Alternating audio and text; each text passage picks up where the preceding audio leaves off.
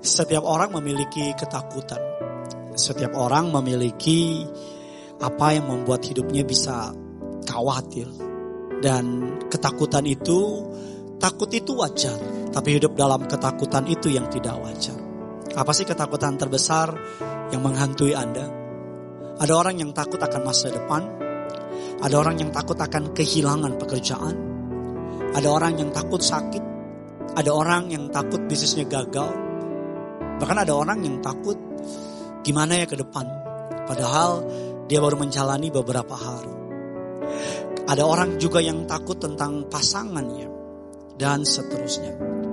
Namun tahukah Anda bahwa hal yang paling Anda takutkan adalah biasanya hal yang paling Anda pegang dalam hidup ini.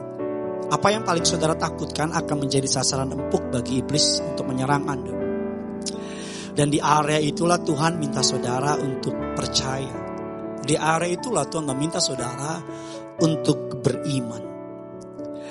Seperti saya bilang di awal khotbah tadi bahwa rasa takut itu hal yang wajar. Tidak ada satupun orang di muka bumi yang kebal atau hidup tanpa rasa takut. Saya pun ketika memulai pertama kali gereja kerinduanku, jujur saudara, kalau bukan karena Tuhan pasti takut.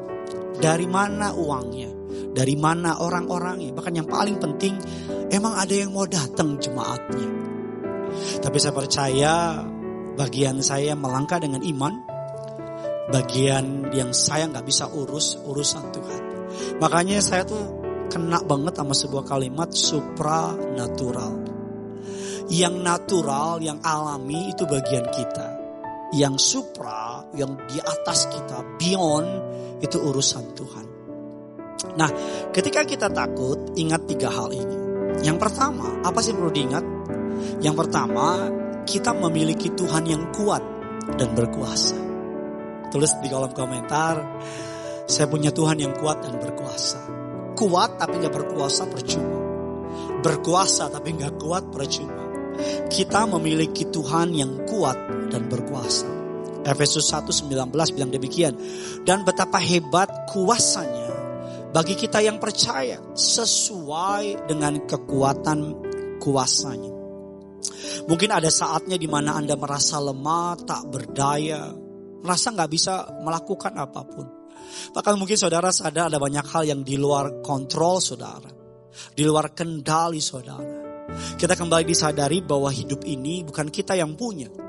Anytime bisa terjadi hal-hal di luar kekuasaan kita. Tapi kita perlu ingat satu hal. Di saat saudara menghadapi tantangan, terjepit, terdesak, situasi berubah keluar dari rancangan saudara, ingat, kita punya Tuhan yang kuat dan berkuasa.